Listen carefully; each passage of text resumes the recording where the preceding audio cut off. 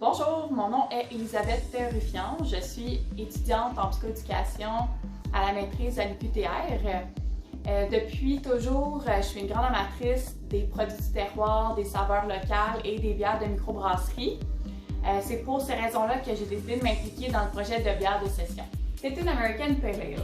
Donc, l'American Pale Ale, c'est une bière sèche, rafraîchissante et qui a à la fois une amertume intéressante.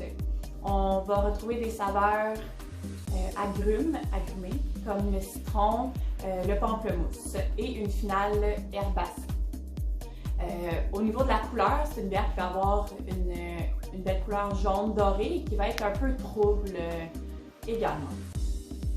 Par rapport aux ingrédients dans notre bière, on a des ingrédients locaux, en fait, comme le malt qui provient de la malterie Le Maltraiteur, qui est un producteur de céréales et malteurs.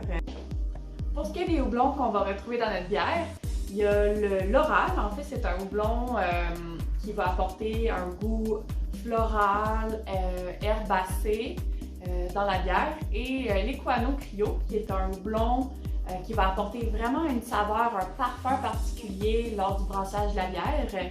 On va surtout goûter des saveurs de fruits tropicaux comme la papaye, les agrumes, donc tout ce qui est orange, lime, pamplemousse et même un côté là, sauge également.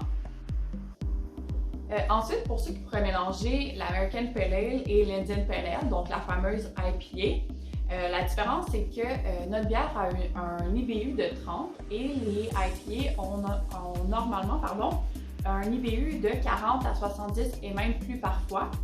L'IBU représente, avec mon excellent anglais, l'International Bitterness Unit.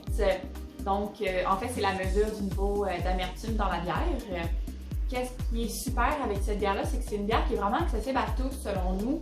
On voulait que ça plaise autant aux amateurs d'IPA qui vont aimer goûter le houblon dans notre bière et à ceux qui vont préférer une bière également un peu plus légère, qui vont apprécier l'atouraillage parce qu'il y a un équilibre entre l'amertume et les saveurs là, qui vont prendre le dessus, les saveurs d'agrumes par exemple et la fraîcheur. En fait, la meilleure chose que vous pouvez faire, c'est vraiment d'aller chercher votre bière puis d'y goûter pour vraiment ressentir ce que j'essaie de vous expliquer avec des mots. Donc, je vous souhaite à tous les étudiants une excellente fin de session et cheers! Bon lancement!